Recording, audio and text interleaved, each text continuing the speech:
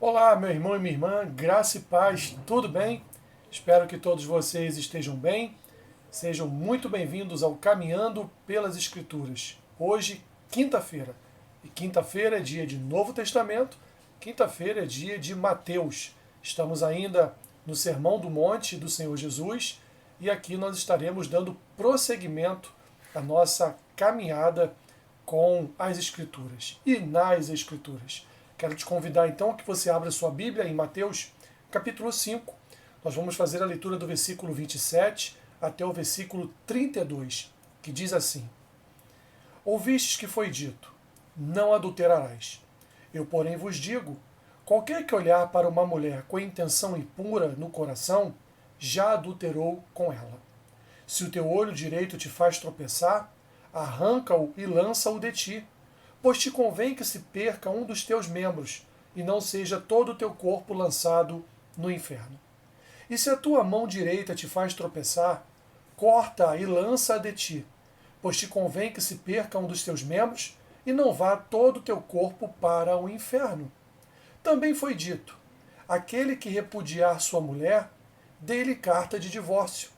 Eu, porém, vos digo: qualquer que repudiar sua mulher, exceto em caso de relações sexuais explícitas, a expõe a tornar-se adúltera, e aquele que casar com a repudiada comete adultério. Meu irmão e minha irmã, essa é uma passagem que não é tão simples quanto parece, mas vou tentar, dentro do que Jesus está dizendo aqui no Sermão do Monte, simplificar.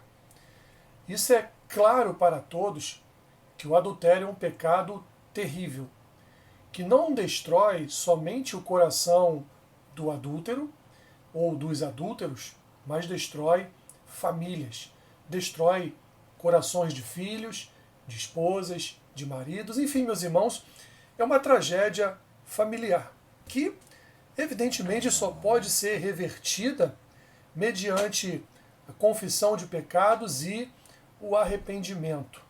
Mas o Senhor Jesus, ele, na verdade, ele, apesar de expor que o adultério é um pecado, ele quer falar a respeito das consequências do adultério, que era um entendimento que escribas e fariseus tinham, uma exegese equivocada a respeito do adultério. Em primeiro lugar, meus irmãos, nós precisamos entender que Deus, como ele vai dizer através do profeta Malaquias, ele abomina o divórcio. Então, o casamento é uma união que é para ser convencionada ou levada até que um dos cônjuges venham a falecer. Ok? Então, esse é o primeiro entendimento que nós devemos ter, que é a respeito do divórcio. Então, nós não nos casamos para nos divorciarmos, porque eu não sabia que a fulana tinha esse tipo de comportamento, eu não sabia que o fulano era viciado nisso, gostava mais do Flamengo do que de mim, esse tipo de coisa, esse tipo de confusão que muitas vezes é criada dentro de um casamento e que o desgaste natural vai ocorrendo e leva, num determinado tempo, pode levar à separação dos cônjuges. Não é para isso que nós casamos, não foi para isso que Deus instituiu o casamento. Mas o Senhor Jesus está aqui dizendo, e ele vai dizer em outro texto, também em Mateus, e nós vamos ver mais à frente, que Deus só permite o divórcio em caso único e exclusivo de adultério, porque o coração do homem é mau. Porque, na verdade, nós vimos no texto anterior que se tivermos algum problema com o irmão tiver algum problema com a gente, nós devemos o quê? Levar ou sermos levados ao perdão, a nos arrependermos desse problema e perdoarmos o nosso irmão ou a nossa irmã. Isso, evidentemente, é algo que deve acontecer em todo e qualquer tipo de pecado, incluindo-se o adultério. Não é fácil, meus irmãos, entender isso, porque nesse momento pode ser que alguém que tenha sido ferido por isso esteja pensando como perdoar, como conseguir caminhar na estrada do perdão para voltar a ter uma confiança, voltar a ter a união que tínhamos antes, quando eu olho para o meu cônjuge ou para a minha cônjuge e lembro do que aconteceu. Mas, meu irmão e minha irmã, o que o Senhor Jesus está dizendo aqui, e vai dizer num texto posterior, nós vamos ver mais daqui algumas quintas-feiras, é que Deus só permitiu que o homem e a mulher viessem a se divorciar por causa do pecado dos seus corações. E ele abriu aí uma brecha, uma justificativa para o divórcio, que é exatamente o adultério.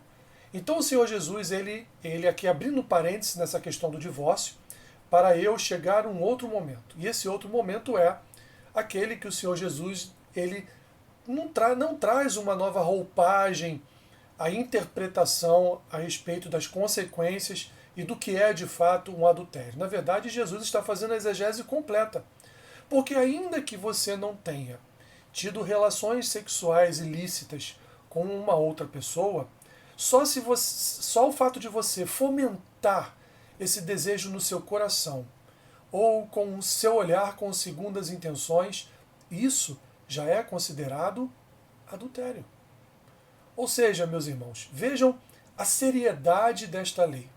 Vejam a seriedade desse texto com que Jesus vai trabalhar aqui no Sermão do Monte. E aí, ele vai trabalhar nesse sentido ao ponto de dizer o quê? Como ele diz aqui no versículo 28. Eu, porém, vos digo, qualquer que olhar para uma mulher com intenção impura, no coração já adulterou com ela.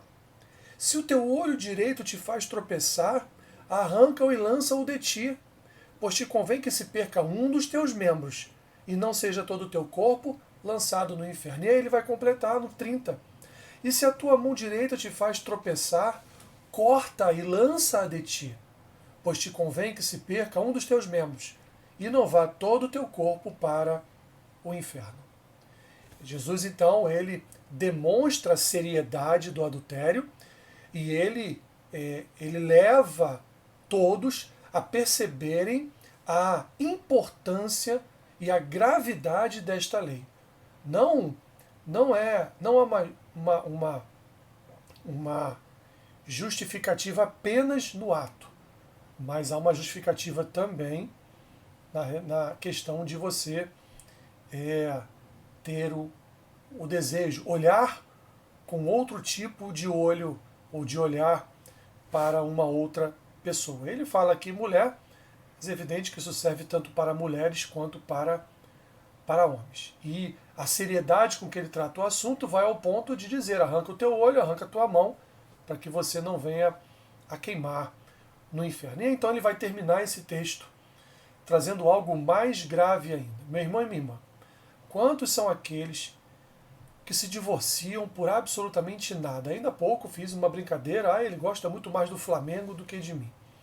Quantos não se divorciam por questões tão tolas, questões imaturas, que poderiam se resolver com compreensão mútua, com amizade, com um testemunho cristão, com oração, com jejum, com leitura das Escrituras, mas não, preferem adotar um outro caminho, que é o de romper uma família que foi unida pelo Senhor até que a morte os separe.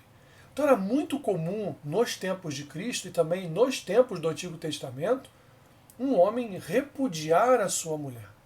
E Jesus está dizendo: se você repudiar a sua mulher, e esse repúdio não for no sentido de que ela adulterou contra você, você pode até lhe dar carta de divórcio, mas nenhuma outra pessoa poderá casar com ela sob pena dela ser uma adúltera ou daquele que se casar com ela ser também um adúltero. E isso, meus irmãos, vale para os dois lados. Aqui é uma via de mão dupla, não é uma via de mão única. Ela vale para os dois lados. Então Jesus está dizendo aqui, olha, o melhor é que ninguém se divorcie. O melhor é que não haja um rompimento familiar.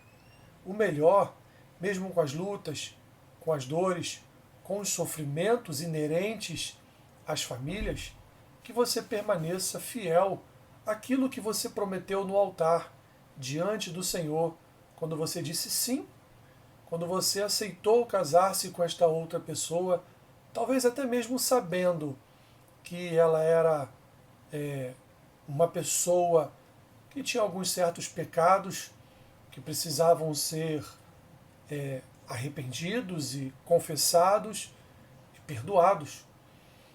Talvez você já até soubesse de alguma situação que poderia até mesmo levá-lo a não se casar com ela, mas o compromisso, a aliança foi assumida ali no altar.